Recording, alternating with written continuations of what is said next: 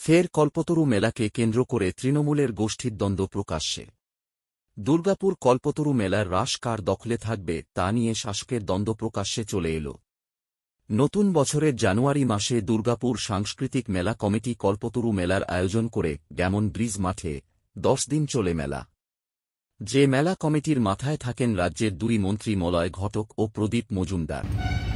গতকাল খুঁটি পুজো হয় মেলার, আর রাতেই সেই মেলার বুকিং কাউন্টারে লাগল আগুন, পুড়ল বুকিং কাউন্টারে থাকা চেয়ার, ত্রিপল। আমরা মেলা কমিটির দুর্নীতির অভিযোগে সরব হয়েছিলাম, প্রতিবাদ জানিয়ে চিঠি চাপাতি করেছিলাম সব স্তরে। এখন এই দুর্নীতির মোড় অনন্ত ঘুরিয়ে দেওয়ার জন্য বর্তমান মেলা কমিটি বুকিং কাউন্টারে আগুন লাগিয়ে দেওয়ার মতো কাজ করছে, শুধু তাদেরকে ফাঁসিয়ে দেওয়ার জন্য অভিযোগ। দুর্গাপুরের 3-1 নম্বর ওয়ার্ডের তৃণমূল যুব ও মূল সংগঠনের 2 সহ-সভাপতি। কল্পতরু মেলা কমিটির কোষাধ্যক্ষ দীপঙ্কর লাহা বলেন, যারা এই ধরনের ঘটনা ঘটেছে সেটা কাম্য নয়। রাতের অন্ধকারে যারা এই ঘটনা ঘটিয়েছে, যতক্ষণ না চোখে দেখতে পাচ্ছি সেটা আপনাদের জানাতে পারছি না। অসামাজিক কাজের সঙ্গে যারা যুক্ত, রাতের অন্ধকারে তারাই এই ধরনের ঘটনা ঘটেছে, সেটা একেবারে কাম্য নয়। আমি স্থানীয় ছেলেদের মুখে শুনলাম প্রশাসনকে দিয়ে সেই জায়গাটি ঠিক করে দিয়েছে, এলাকায় অশান্তি যাতে না বাড়ে সেই জন্য এই জায়গাটি ঠিক করে দিয়েছে। সঠিক তদন্ত হওয়ার পরে সিদ্ধান্ত নিলে ভালো হবে।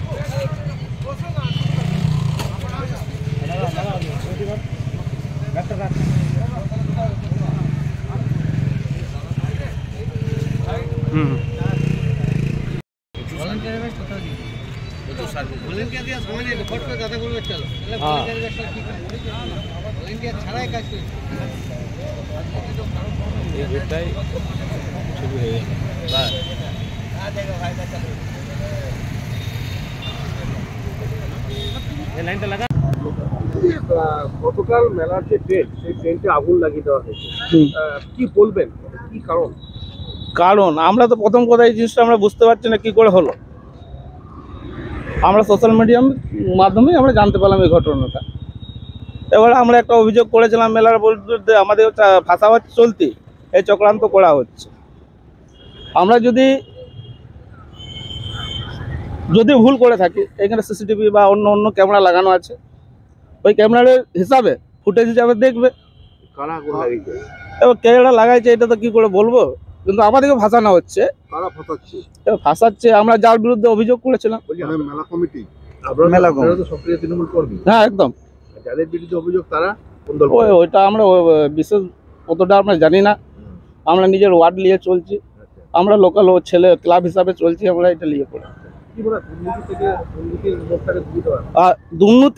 দুর্নীতির থেকে চাপা দিবার চলতে এই ঘটনাগুলো ঘটাচ্ছে।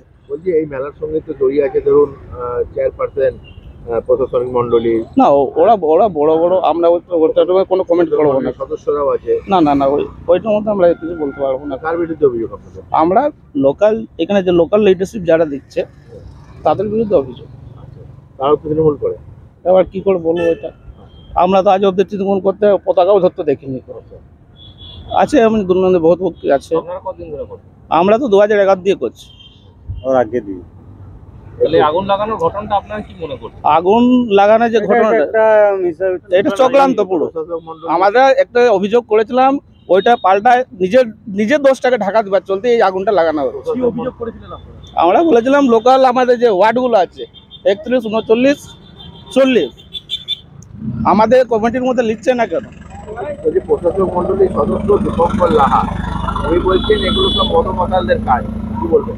মদ মাতাল, এবার ওনার বক্তব্য আমি আর কি বলতে পারি। আপনার নাম? আমার নাম পরিতোষ রাজবংশী। আমাদের উপরে আর কিছু পাচ্ছে না, তাহলে এবার মদ আমি মাতাল আছি দিয়ে 31 নম্বর ওয়ার্ড ইউথ সহ সভাপতি। সভাপতি কি আছে? আমি বলছি প্রশাসক মন্ডলীর সদস্য দীপঙ্কর লাহা বলছেন, তৃণমূল নেতা, এবং উনি বলছেন যে এইসব মদমাতালদের কাজ যারা করছে তারা মদমাতাল। কি বলবেন?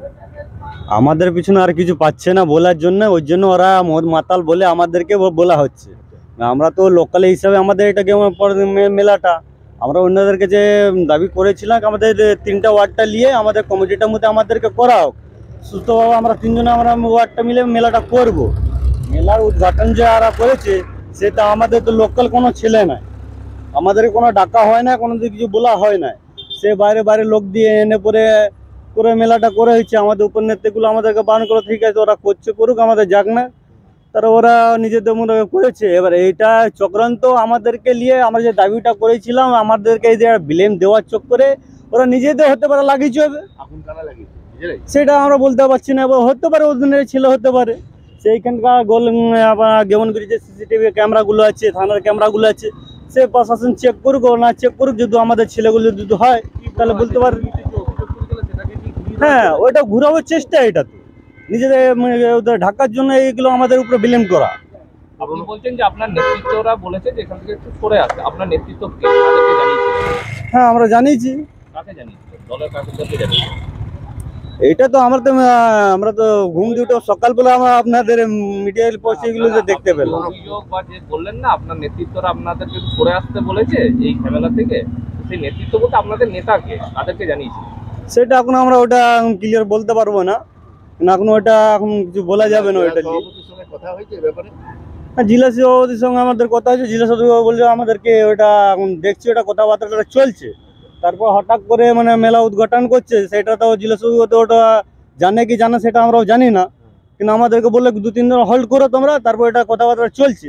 তারপরে নেক্সট দিন শুনছি আমরা এটা মেলা উদ্ঘাটন হচ্ছে। পুরনো কমিটি মেলা চালাবে? হ্যাঁ, আমার নাম হচ্ছে এমডি জাভেদ হোসেন আনসারি। এমডি জাভেদ হোসেন আনসারি। 31 নম্বর সহসভাপতি। হ্যাঁ। তোমার কত নম্বর ওয়ার্ড? এই ধরনের ঘটনা ঘটবে, এটা দুর্গাপুরের মতো জায়গায় একটা কল্পতরু উৎসব, ঐতিহ্যশালী উৎসব, এরকম ধরনের ঘটনা ঘটাটা কাম্য নয়, কিন্তু ঘটেছে। এটা দুঃখজনক ঘটনা। কারা ঘটিয়েছে না ঘটিয়েছে আমরা বুঝতে পারছি, কিন্তু রাতের অন্ধকারে কারা করে গেছে এটা তো ধরুন যতক্ষণ না চোখে দেখা যায়, সন্দেহের উপর মানে মিডিয়ার কাছে বলা যায় না। আমরা প্রশাসনকে চাপ দেবো যাতে এই সমস্ত অসামাজিক তত্ত্ব যারা আছে, যারা দিনের আলোয় যাদেরকে দেখা যায় না, রাতের অন্ধকারে এই ধরনের ঘটনা ঘটিয়েছে, আমরা প্রশাসনের কাছে দাবি রাখবো তাদের দৃষ্টান্তমূলক যাতে শাস্তি হয়। আপনারা কি থানায় অভিযোগ জানিয়েছেন? থানায় আমরা অভিযোগ জানাতে যাচ্ছি, এবং আমরা এটাও জানাবো যে ওরা জায়গাটাকে আবার রাতারাতি, আমি এখানকার স্থানীয় ছেলেদের মাধ্যম দিয়ে যেটুকু খবর পেলাম যে রাতারাতি আবার হয়তো শুনলাম যে সঠিক কিনা জানি না, প্রশাসন থেকে এসে আবার এই মানে প্যান্ডেলটার পেছনটা ঠিক করে দিয়ে গেছে। হয়তো তারা ভেবেছে যে যাতে এলাকায় অশান্তি না বাড়ে সেই জন্য করে দেওয়ার উদ্দেশ্য হয়তো করেছে, কিন্তু এটা কাম্য না। সঠিক তদন্ত হওয়ার পরে এই ধরনের ঘটনাগুলো ঘটলে ভালো হতো।